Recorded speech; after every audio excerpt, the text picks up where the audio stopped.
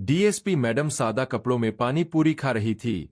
दरोगा ने आकर हाथ पकड़ा, अबला समझकर कि छेड़छाड़। मुंबई के लोकल बाजार में शाम का समय था। सड़क किनारे लगे पानी पूरी स्टॉल पर भीड़ जमा थी। हल्की बारिश के बीच एक साधारण साड़ी पहने महिला बड़े इत्मीनान से पानी पूरी का स्वाद ले रही थी। तभी वहां एक पुलिस दरोगा आया, जिसकी आंखें नशे से लाल थीं। उसने महिला को देखा, मुस्कुराया और पास आकर उसकी कलाई पकड़ ली। अकेली हो? चलो, तुम्हें छोड़ देता हूं, उसने नीची हंसी के साथ कहा। महिला ने ठंडी नजरों से उसे देखा और धीरे से अपना हाथ छुड़ाया। संभल कर बोलिए, उसने शांत स्वर में कहा। दरोगा ने सोचा, कोई आम औरत होगी जो डर जाएगी। वह और पास आया। इतना घमंड मत दिखाओ, समझी? अचानक हवा में एक तेज आवाज गूंज उठी, चटाक। एक जोरदार थप्पड़ दरोगा के गाल पर पड़ा। आसपास के लोग चौंक गए। स्टॉल वाला भी ठिठक गया। दरोगा आग बबूला हो गया। पता है मैं कौन हूं? उसने गुस्से से पूछा। महिला ने हल्की मुस्कान के साथ अपनी जेब से कुछ निकाला और उसकी आंखों के सामने लहरा दिया। दरोगा की आंखें फटी की फटी रह गईं। हवा में सन्नाटा था, लेकिन बाजार में हलचल बढ़ने लगी। कुछ लोग फुसफुसाने लगे। तभी अचानक 4 पुलिस की गाड़ियां तेज ब्रेक के साथ वहां रुकीं। बाजार में भगदड़ मच गई। दरोगा घबराकर पीछे हटने लगा। उसकी सांसें तेज हो गईं। उसका चेहरा पीला पड़ गया।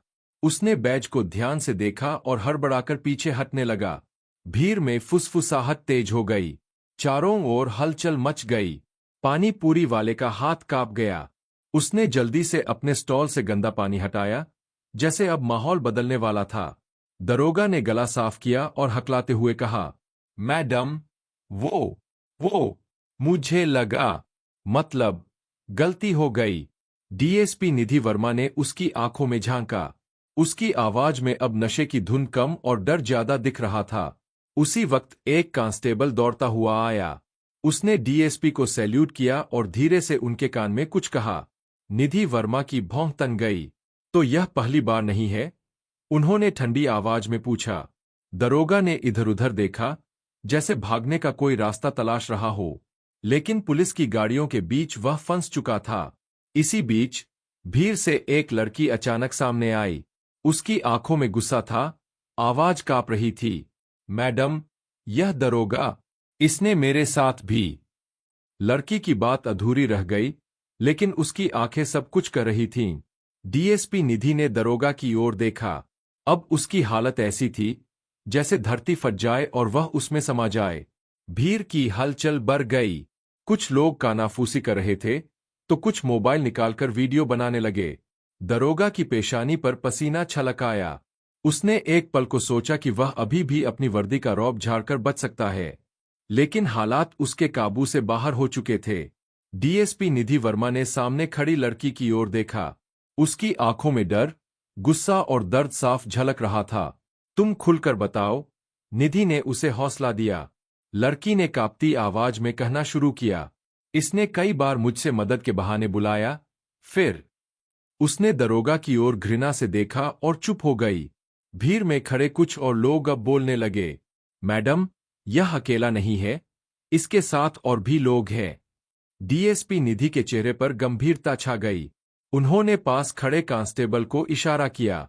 इसका मोबाइल लो, कॉल रिकॉर्ड, मैसेज, सब खंगालो। दरोगा अब पूरी तरह पसीने में भीग चुका था। उसने धीमे से जेब में हाथ डालने की कोशिश की, लेकिन तभी हाथ ऊपर कर। एक पुलिसकर्मी ने तेजी से चिल्लाते हुए अपनी रिवॉल्वर निकाल ली। दरोगा ठिठक गया। उसकी चालाकी पकड़ ली गई थी। वह जेब से अपना मोबाइल निकालकर डिलीट करने की कोशिश कर रहा था। डीएसपी निधि आगे बढ़ी। उनकी आंखों में ठंडा गुस्सा था। अब तू बच नहीं सकता। भीड़ में सन्नाटा था। हर कोई सांस रोके देख रहा था कि आगे क्या होने वाला है। और तभी अचानक भीड़ में किसी ने चीख मारी, वो भाग रहा है। दरोगा ने एक झटके में अपने भारी शरीर को घुमाया और भीड़ को धक्का देते हुए भागने लगा। उसके भारी बूट सड़क पर तेज आवाज कर रहे थे। पसीना माथे से टपक रहा था। रोक लो इसे, डीएसपी निधि ने गरज कर आदेश दिया। एक कांस्टेबल ने उसे पकड़ने के लिए छलांग लगाई, लेकिन दरोगा चालाकी से मुड़कर बच निकला। वह सड़क किनारे खड़ी एक बाइक की ओर भागा, जो स्टार्ट हालत में खड़ी थी। शायद यह पहले से उसकी योजना का हिस्सा था। सायरन ऑन करो, डीएसपी ने गाड़ी में बैठे ड्राइवर को इशारा किया। पीछे से पुलिस की गाड़ियों के सायरन गूंज उठे। दरोगा ने बाइक स्टार्ट करने की कोशिश की, लेकिन तभी एक ठंडी नोक उसकी गर्दन पर टिक गई। हिलने की कोशिश भी मत करना। दरोगा का पूरा शरीर सुन्न हो गया। उसने धीरे से आंखें घुमाकर देखा। एक महिला कांस्टेबल उसकी गर्दन पर सर्विस रिवॉल्वर ताने खड़ी थी। खेल खत्म, भीड़ में से किसी ने कहा। लेकिन डीएसपी निधि की नजरें कुछ और तलाश रही थीं। उन्होंने दरोगा के मोबाइल को उठाया। स्क्रीन लॉक थी। अनलॉक करो, उन्होंने सख्त लहजे में कहा। दरोगा ने पहले मना करने की कोशिश की, लेकिन जब एक और पुलिसकर्मी ने उसका हाथ मरोड़ा, तो दर्द से कराते हुए उसने फिंगरप्रिंट से फोन खोल दिया। जैसे ही फोन खुला, डीएसपी निधि की आंखें संकरी हो गईं। यह तो सिर्फ एक प्यादा था, उन्होंने धीरे से बुदबुदाया। स्क्रीन पर एक नाम चमक रहा था, साहब। डीएसपी निधि ने झटके से दरोगा का मोबाइल उठाया और स्क्रीन पर दिख रहे साहब नाम के नंबर पर उंगली घुमा दी। पूरी भीड़ खामोश थी। पुलिसकर्मी सतर्क हो गए। फोन की घंटी बजने लगी। Train train. कुछ सेकंड बाद कॉल रिसीव हुई, लेकिन दूसरी तरफ कोई कुछ नहीं बोला। बस हल्की सांसों की आवाज आ रही थी। कौन बोल रहा है? निधि ने ठंडी आवाज में पूछा। कुछ पल की खामोशी के बाद दूसरी तरफ से एक भारी आवाज आई, जिसमें हिम्मत हो वो खुद पता कर ले। और फिर फोन कट गया। निधि ने स्क्रीन पर नंबर देखा, लेकिन यह किसी भी नाम से सेव नहीं था। उन्होंने तुरंत साइबर सेल को नंबर ट्रेस करने के लिए कहा। दरोगा अब तक चुप था, लेकिन उसके चेहरे पर डर साफ दिख रहा था। निधि ने उसकी गर्दन पकड़कर उसे पास खींचा। बता, कौन है यह, साहब? और कितने लोग शामिल हैं? दरोगा कांपते हुए बुदबुदाया। मैडम, मैं कुछ नहीं जानता। मुझसे जबरदस्ती करवाई गई थी। अगर मैंने नाम लिया, तो वो लोग मुझे जिंदा नहीं छोड़ेंगे। डीएसपी निधि ने गहरी सांस ली। अब यह मामला सिर्फ छेड़छाड़ या भ्रष्टाचार का नहीं रह गया था। यह किसी बड़े नेटवर्क का हिस्सा लग रहा था, जिसमें ताकतवर लोग शामिल थे। तभी पीछे से साइबर सेल की टीम का एक अधिकारी भागता हुआ आया। मैडम, नंबर की लोकेशन ट्रेस हो गई है, पर आपको यह सुनकर झटका लगेगा। निधि ने भौं तानी। कहा कि लोकेशन है? Crime branch headquarters. पूरा माहौल सन्नाटे में डूब गया। भीड़ में खड़े लोग एक दूसरे की तरफ देखने लगे। डीएसपी निधि ने दरोगा को घूरा। तो खेल यहां तक फैला हुआ है। अब मामला उनके हाथ से ऊपर जा रहा था। लेकिन एक बात साफ थी, यह लड़ाई अभी खत्म नहीं हुई थी, बल्कि असली खेल तो अब शुरू हुआ था। डीएसपी निधि ने तेजी से सोचा। अगर क्राइम ब्रांच हेडक्वार्टर से कॉल आया था, तो इसका मतलब था कि मामला सिर्फ लोकल पुलिस तक सीमित नहीं था। इसमें बड़े अफसर, बड़े नाम शामिल थे। उन्होंने दरोगा की ओर देखा, जो अब पूरी तरह डर के मारे कांप रहा था। तू खुद बोलेगा या तुझे बोलवाना पड़ेगा? निधि ने सख्त आवाज में कहा। दरोगा अब टूट चुका था। उसने सिर झुकाया और कांपते हुए बोला, मैडम, साहब, सिर्फ एक आदमी नहीं है, यह पूरा नेटवर्क है। बड़े बड़े नाम इसमें शामिल हैं। अगर मैंने कुछ कहा, तो वे मुझे और मेरे परिवार को खत्म कर देंगे। निधि को पहले ही अंदाजा था कि मामला गहरा है, लेकिन इतनी ऊंचाई तक फैला होगा, यह सोचा नहीं था। उन्होंने तुरंत अपनी टीम को आदेश दिया, दरोगा को हिरासत में लो और इसकी पूरी कॉल डिटेल्स खंगालो। जितने भी नंबर संदिग्ध लगे, उन पर निगरानी रखी जाए।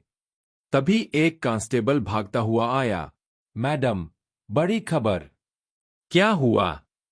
दरोगा के फोन से एक और कॉल किया गया था, जिसमें कहा गया था कि पुलिस को चकमा देकर भाग जाओ। निधि की नजरें तेज हो गईं, और उस कॉल की लोकेशन उन्होंने पूछा। कांस्टेबल ने जवाब दिया, कमिश्नर ऑफिस से। इस बार निधि भी चौंक गईं। अगर कमिश्नर ऑफिस से निर्देश मिल रहे थे, तो इसका मतलब था कि दुश्मन बेहद ताकतवर था।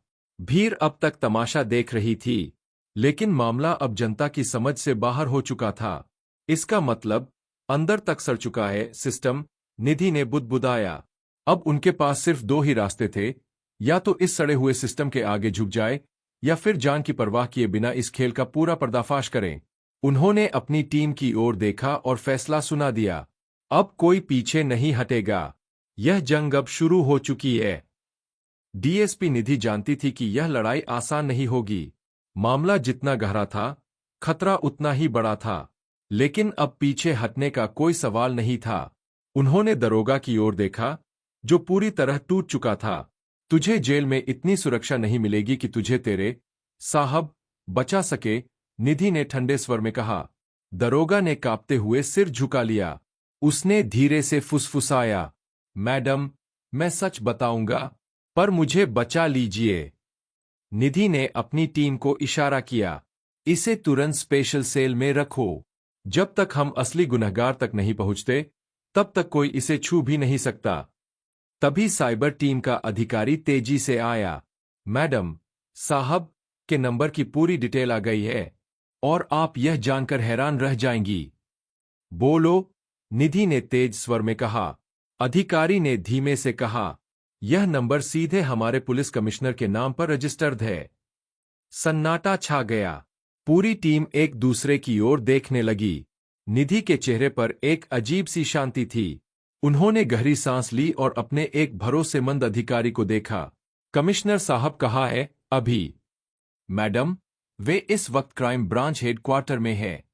निधि ने फोन उठाया, एक नंबर मिलाया और कहा, स्पेशल टास्क फोर्स को तुरंत अलर्ट करो। अब हम सीधे मकड़जाल के केंद्र पर वार करेंगे। कमिश्नर ऑफिस से खेल खेला जा रहा था, लेकिन अब शिकार और शिकारी का अंतर खत्म हो चुका था। क्राइम ब्रांच हेडक्वार्टर के बाहर डीएसपी निधि अपनी टीम के साथ खड़ी थीं। उनकी आंखों में अब कोई संशय नहीं था। उन्होंने अपनी रिवॉल्वर की मैगजीन चेक की, टीम को इशारा किया और कहा, अब इस सिस्टम को साफ करने का वक्त आ गया है। डीएसपी निधि वर्मा अपनी टीम के साथ क्राइम ब्रांच हेडक्वार्टर के दरवाजे पर खड़ी थीं। भीतर कौन उनका इंतजार कर रहा था, दुश्मन या इंसाफ? यह साफ नहीं था, लेकिन एक बात तय थी, आज फैसला होना ही था। उन्होंने गहरी सांस ली, अपनी जैकेट की जेब से फोन निकाला और एक आखिरी कॉल किया। कमिश्नर साहब से कहो कि डीएसपी निधि वर्मा मिलने आ रही है। लेकिन इस बार सिर झुकाने नहीं, आंखों में आंखें डालकर जवाब लेने। फोन करते ही उन्होंने टीम को इशारा किया। हथियार तैयार हो गए। सुरक्षा घेरा मजबूत कर लिया गया। दरवाजे खुलते ही अंदर बैठे अधिकारी चौकन्ने हो गए। कुछ लोग घबरा गए, कुछ ने आंखें चुरा लीं। लेकिन कमिश्नर अपनी कुर्सी पर बिल्कुल निश्चल बैठे रहे। निधि ने धीरे धीरे कदम बढ़ाए और उनकी आंखों में झांका। अब सच बाहर आएगा, चाहे जैसे भी। कमिश्नर हल्का सा मुस्कुराए और बोले, बहुत बहादुर हो तुम, निधि, लेकिन क्या तुम सच में इसके लिए तैयार हो? कमरे में तनाव गहराने लगा। पुलिस बल और सत्ता के सबसे ऊंचे पद के बीच यह एक आखिरी जंग थी। बाहर बारिश शुरू हो चुकी थी, लेकिन इस तूफान में कौन बचेगा और कौन बहेगा, यह अगले कुछ मिनटों में तय होना था। कमिश्नर की मुस्कान में एक अजीब सा आत्मविश्वास था, मानो उसे पहले से पता हो कि क्या होने वाला है। डीएसपी निधि वर्मा ने गहरी नजरों से उसकी ओर देखा और कहा, मैं पूरी तैयारी के साथ आई हूं, साहब, अब खेल खत्म। कमिश्नर ने धीरे से अपनी टेबल पर पड़े फोन को छुआ, मुस्कुराते हुए बोले, अगर तुम्हें लगता है कि तुम अकेली इस सिस्टम को बदल सकती हो, तो तुम मुझसे ज्यादा भोली हो, निधि। मैं अकेली नहीं हूं, निधि ने जवाब दिया। मेरे साथ पूरा सच खड़ा है। तभी दरवाजे पर तेज कदमों की आवाज गूंजी। स्पेशल टास्क फोर्स के जवान अंदर दाखिल हो चुके थे। एक अधिकारी ने आगे बढ़कर कहा, कमिश्नर साहब, आपके खिलाफ सारे सबूत मिल चुके हैं। आपको सस्पेंड किया जाता है और तुरंत हिरासत में लिया जाता है। कमिश्नर का चेहरा पहली बार थोड़ा गंभीर हुआ, लेकिन वह अब भी शांत थे। उन्होंने एक लंबी सांस ली, फिर धीरे से खड़े हुए और अपने हाथ आगे बढ़ा दिए। चलो, देखते हैं कि तुम्हारा सच कितना टिकता है। जैसे ही उन्हें हथकड़ी लगाई गई, पूरा पुलिस हेडक्वार्टर सन्नाटे में था। वर्षों से अंधेरे में चल रहा खेल आज उजाले में आ चुका था। डीएसपी निधि ने अपनी टीम की ओर देखा। उनकी आंखों में दृढ़ संकल्प था। अब सफाई शुरू हो चुकी है। और जब तक आखिरी गुनहगार सलाखों के पीछे नहीं जाता, तब तक यह लड़ाई खत्म नहीं होगी। बाहर बारिश तेज हो चुकी थी। आसमान में बिजली चमक रही थी, जैसे न्याय की एक नई सुबह का संकेत दे रही हो। कमिश्नर को हथकड़ी लगाकर ले जाया गया। बाहर खड़ी भीड़ यह नजारा देख रही थी। कुछ चौंक गए, कुछ मुस्कुरा रहे थे, और कुछ सोच रहे थे कि शायद सच की जीत अब भी संभव है। डीएसपी निधि वर्मा ने एक गहरी सांस ली। यह सिर्फ एक लड़ाई थी, जंग अभी बाकी थी। लेकिन आज का दिन सिस्टम में बदलाव की शुरुआत बन चुका था। उन्होंने आसमान की ओर देखा।